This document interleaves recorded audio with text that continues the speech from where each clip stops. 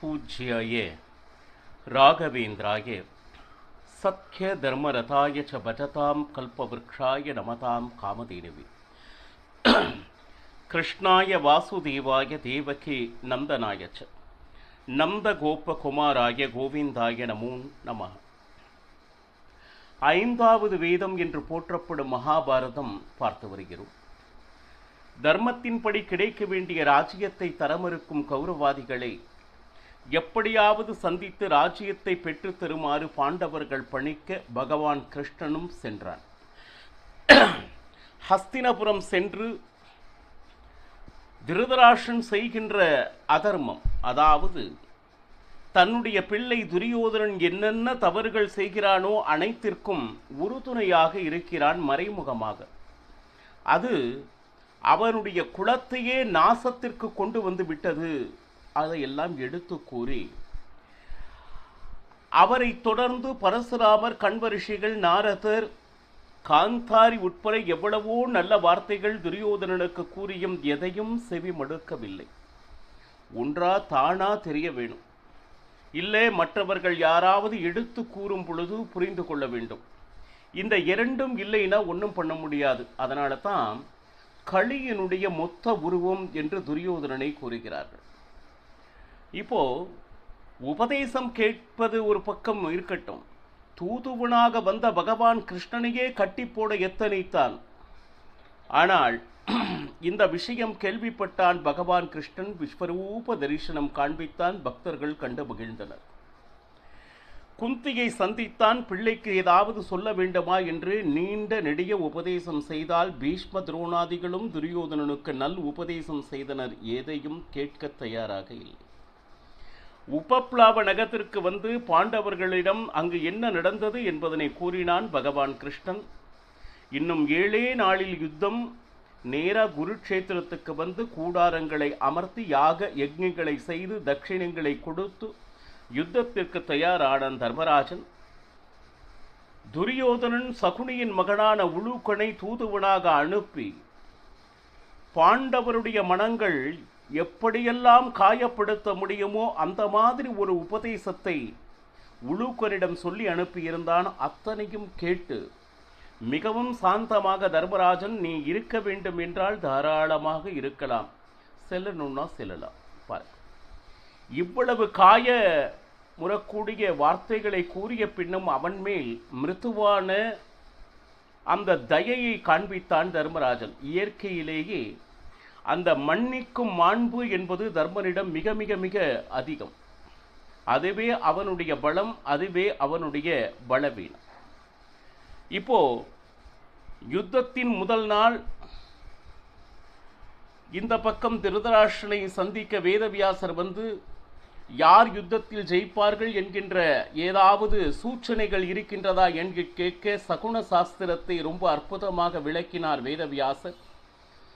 திவ்ய திருஷ்டியை சஞ்சயனுக்கு கொடுத்து திருதராஷ்டிரனிடம் அங்கு என்ன நடக்கிறதோ அதனை கூறு என்று சொல்லி வேதவியாசர் கிளம்ப, முதலில் இந்த உலகம் எப்படி தோன்றியது, அதில் இருக்கக்கூடிய பஞ்சபூதங்கள், அதனுடைய குணாதிசயங்களை பற்றி எடுத்து கூறு என்று திருதராஷ்டிரன் கேட்க அற்புதமாக சஞ்சயன் அனைத்தையும் சொன்னான். சென்றான். சில நாட்கள் கடந்தது. அப்போ சஞ்சயன் மீண்டும் திருதராஷ்டிரனை காண வந்தான். அப்பொழுது யுத்தம் ஆரம்பித்து சுமார் 10 நாட்கள் ஆகியிருந்தது. சஞ்சயா, ஏன் இவ்வளவு நாள் காணோம்? யுத்த ரணாங்கத்தில் என்ன நடக்கிறது என்று கேட்க பீஷ்மர் வீழ்ந்தார் என்கின்ற வார்த்தையோடு துவக்குகிறான். மழை போல் நம்பியிருந்த திருதராஷ்டிரன், ஐயோ, என்னுடைய குழந்தைகளுக்கு காவலாக இருந்தவர் பீஷ்மர் தானே, நான் மழை போல் நம்பி இருந்தேனே, நானே அவரது சாவிற்கு காரணமாகி விட்டேனே என்றெல்லாம் புலம்பி என்ன நடந்தது, எப்படி வீழ்ந்தார் அப்படின்னு சொல்லிட்டு நிறைய கேள்விகளை திருதராஷ்டிரன் சஞ்சயனிடம் கேட்க, முதல் நாளில் கௌரவர்கள் பாண்டவர்கள் அந்த அணிவகுத்து நின்றதிலிருந்து ஆரம்பித்தார்.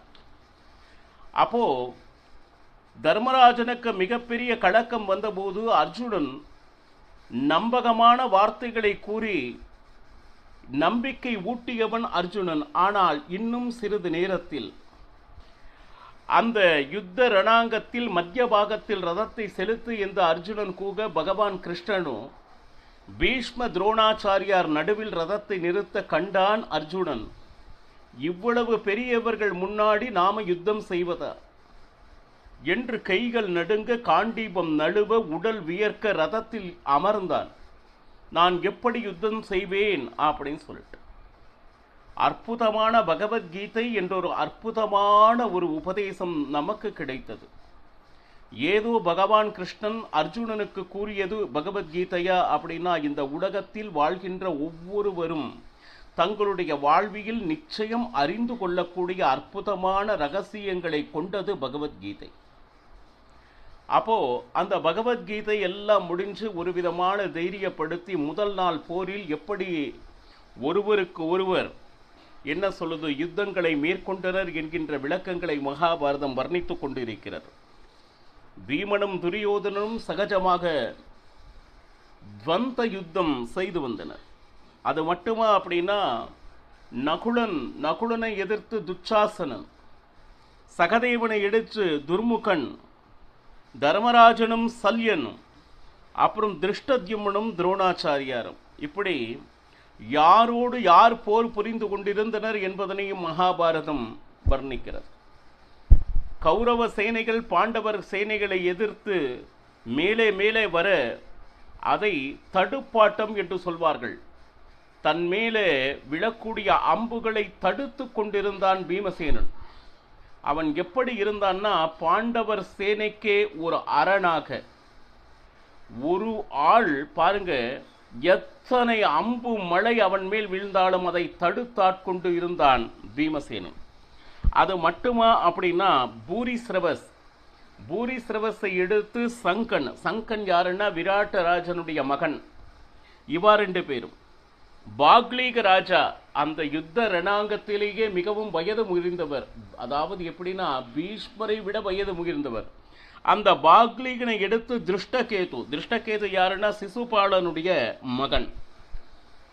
எல்லாம் எப்படின்னா ஒவ்வொருத்தரும் ரதிகள், ஒருவராகவே சுமார் 10,000 பேருக்கு குறையாமல் நின்று யுத்தம் செய்து ஜெயிக்கும் அந்த சக்தி படைத்தவர்களை ரதிகள் அப்படின்னு சொல்லிட்டு சொல்லுவாங்க. அப்போ கடோத்கஜன் அவனும் யுத்த ரணாங்கத்தில் என்ன சொல்லுது யுத்தம் செய்து கொண்டிருந்தான். அவனை எதிர்த்து பாருங்க, அலங்குசா என்கின்ற ராட்சசனும் கடோத்கஜனும் போர் புரிந்து கொண்டிருந்தனர் என்று மகாபாரதம் வர்ணிக்கிறது. அப்போ இந்த பீஷ்மர் என்ன அப்படின்னு கேட்டீங்கன்னா, அவர் கண்களுக்கு தந்தை, மகன், குரு, சிஷ்யன் என்கின்ற எதுவுமே தெரியலை. அவர் பாட்டுக்கு ஆனந்தமா பான மழை பொழிந்து கொண்டிருந்தார். யானையிடமும் குதிரையிடமும் ரதத்தினிடமும் என்ன சொல்லுது வீராவேசத்துடன் போர் நடந்து கொண்டிருந்தார். பீஷ்மர் எப்படி அப்படின்னு கேட்டீங்கன்னா, மாறி மாறி மாறி யுத்தம் செய்து கொண்டிருந்த வேளையில் முன் வந்து நின்றான் ஒரு சிறு பாலகன், அவனே அபிமன்யு. பாருங்க, 800 வயது உடைய பீஷ்மர் எங்கே, 16 வயது உள்ள அபிமன்யு எங்கே?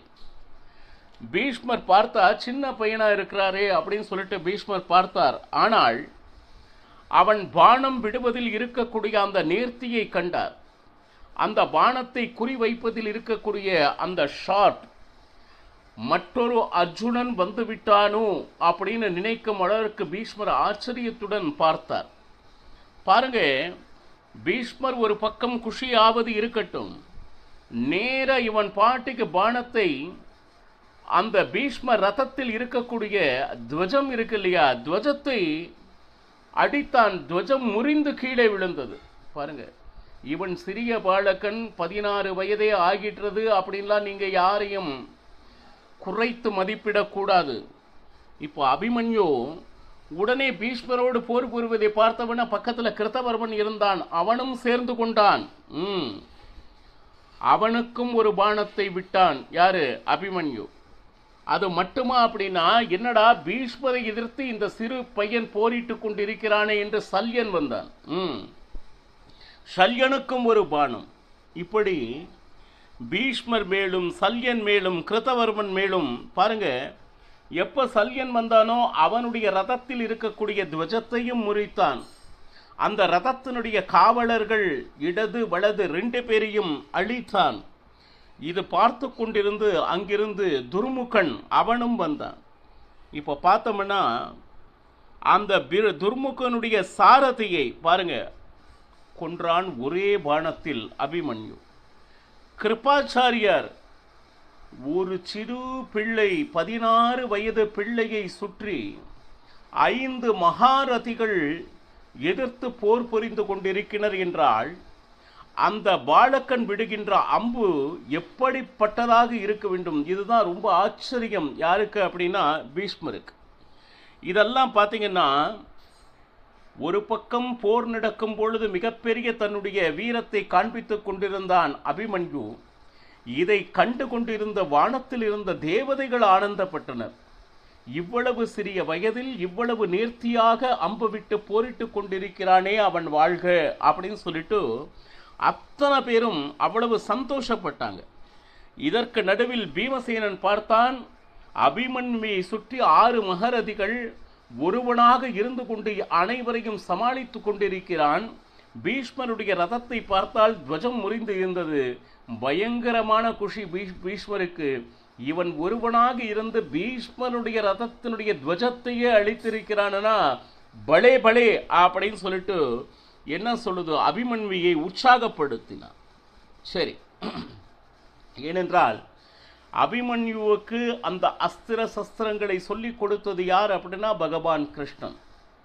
கிருஷ்ணன் இருந்தால் என்னென்ன போர் புரிவானோ, அவன் ஆயுதம் எடுக்க மாட்டேன் என்று சொன்னதனால் அவன் ஆயுதத்தினால் என்ன என்ன வேலைகள் செய்ய முடியுமோ அதனை அபிமன்யு போர்க்களத்தில் செய்து கொண்டிருந்தான். அதை பார்த்து பாருங்க, வயதில் மூத்த பீஷ்மரே பாராட்டும்படி அவனுடைய அம்பு விடும் அந்த குறி அவ்வளவு அற்புதமாக இருந்ததுன்னு மகாபாரதம் வர்ணிக்கிறது. இப்போ எப்பொழுது துவஜம் சாரதி இதையெல்லாம் முடித்தானோ, இதற்கு மேல் பீஷ்மர் அஸ்திரவியோ, அதாவது இதுவரையிலும் பானமழை என்றால் வில்லிலிருந்து அம்பு புறப்படுமே அது. இனி அடுத்து மந்திரங்களை பிரயோகித்து விடுகின்ற பானத்தை விட ஆரம்பித்தார். யாரு? பீஷ்மாச்சாரியர். இப்போ அது எப்படி அப்படின்னு கேட்டீங்கன்னா, நீங்க ஒரு முறை அந்த மந்திரத்தை பிரயோகித்து பானத்தை விட்டால் சுமார் 1000 பானங்கள் ஒரு சேர எதிரியை தாக்கும். அப்பேற்பட்ட சக்தி வாய்ந்தது என்றால் அனுபவத்தில் மிக மிக மிக உயர்ந்தவர் பீஷ்மாச்சாரியார். இன்னும் சொல்ல போனா முதல் நாள் அந்த யுத்தத்திலே அதிகமான சைன்யங்களை அழிப்பதில் பீஷ்மருடைய பங்கு மிகப்பெரிய பங்காக இருந்தது. காரணம், துரியோதனனுக்கு ஒரு வாக்கு கொடுத்திருந்தார். ஒரு நாளைக்கு குறைந்தபட்சம் 10,000 பேர்களை நான் நிச்சயம் கொள்வேன் அப்படின்னு பீஷ்மருடைய பிரதிஜையாக இருந்தது அப்படின்னு சொல்லி. இது ஒரு பக்கம் நடந்து கொண்டிருந்தால் சரி, சல்யனை எதிர்த்து உத்தரகுமாரன், விராட்டராஜனுடைய மகன் உத்தரகுமாரன், இவன் யாருன்னா நகு வம்சகனாக அர்ஜுனன் இருந்த பொழுது அவனுக்கு சாரதியாக வந்தானே, அந்த நேரத்தில் கௌரவாதிகள் அத்தனை பேரையும் வேட்டையாடினான் அர்ஜுனன் நகு வம்சகனாக இருந்த பொழுது. அந்த நேரத்தில் சாரதியாக இருந்தவனே இந்த உத்தரகுமாரன். இப்போ உத்தரகுமாரன் சல்யன் மேல் எப்படி வந்தான்னா, யானை மேல் அமர்ந்து சல்யனை எதிர்த்து போர் புரிந்து கொண்டிருந்தான். இதில் என்ன அப்படின்னு கேட்டிங்கன்னா, அவனுக்கு நிஜமாலுமே இயற்கையாக வீரம் இல்லை. சுமார் 1 வருட காலம் அர்ஜுனன் கூட இருந்து கொடுத்த அந்த தைரியத்தில் அந்த ரணகளத்திற்கு யுத்த களத்திற்கு வந்திருக்கிறான்.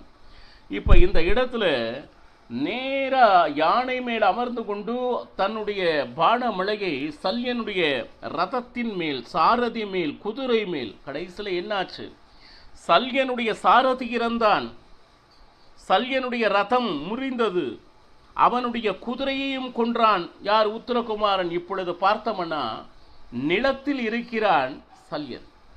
ஒரு சிறு பிள்ளை தன்னுடைய ரதத்தையும் குதிரையையும் சாய்ப்பதா அப்படின்னு சொல்லிட்டு சல்யனிடம் ஒரு சக்தி ஆயுதம் இருந்தது. அந்த சக்தி ஆயுதத்தை பிரயோகித்தான் சல்யன். நேரா அது என்ன ஆச்சுன்னா, உத்தரகுமாரனுடைய இதயத்தை துளைத்தது. அந்த சக்தி ஆயுதம் பட்டு உத்தரகுமாரன் விழுந்தான். உடனே அந்த கோபம் தணியவில்லை சல்யனுக்கு. அந்த யானை இருக்கு இல்லையா, அந்த யானையுடைய தும்பிக்கையை வெட்டி கீழ் சாய்த்து அந்த யானைதனையும் கொன்றான் சல்யன். இப்போ முதல் நாள் யுத்தத்தில் பாண்டவர்களில் என்ன சொல்லுது, இந்த உத்தரகுமாரன் இறந்தது மிகவும் வேதனையான ஒரு விஷயமாக இருந்தது. உடனே உத்தரகுமாரன் இறந்து விட்டான் அப்படின்னு உடனே சங்கன் அவனுடைய சகோதரன் அவன் நேர சல்யனை தேடி வந்து பாருங்க, சங்கனும் சல்யனும் அற்புதமாக என்ன சொல்லுது யுத்தம் செய்து கொண்டிருந்தனர். சரி, இதுல என்னன்னா பீஷ்மரும் சேர்ந்து கொண்டார். யார்? இந்த சங்கனை எதிர்த்து. தர்மராஜன் இதையெல்லாம் பார்த்து கொண்டிருந்து மனதில் மிகப்பெரிய சஞ்சலத்துக்கு ஆளானார். ஏன்னா கௌரவாதி சேனைகளுடைய பலம் முதல் நாள் மிக அதிகமாக தெரிகிறது. பீஷ்மர் பார்த்தோம்னா அவர் பாட்டுக்கு பான மழை அஸ்திர மழை எல்லாம் பொழிந்து நம்மளுடைய சைன்யங்களை என்ன சொல்லுது துவம்சம் செய்து கொண்டிருக்கிறார். நிச்சயமாக இது இப்படியே சென்றால் எத்தனை நாட்கள் நாம் இவர்களை எதிர்த்து போர் புரிய முடியும் என்கின்ற மிகப்பெரிய சஞ்சலத்தோடு தர்மராஜன் அமர்ந்தான். கரெக்டாக அந்த சூரிய உதயம், சூரியன் மறைந்தது, மாலை வேளை ஆனது, முதல் நாள் யுத்தம் நிறைவடைந்திருந்தது. அடுத்த நாள் என்ன செய்வது என்கின்ற வியூகத்தை பற்றி அங்கு எல்லாம் ஆலோசித்துக் கொண்டிருந்தனர். என்ன நடந்தது என்பதனை நாளையும் பருகலாம். சர்வம் ஸ்ரீ கிருஷ்ணார்ப்பணமஸ்து. ஹரே ஸ்ரீனிவாசா.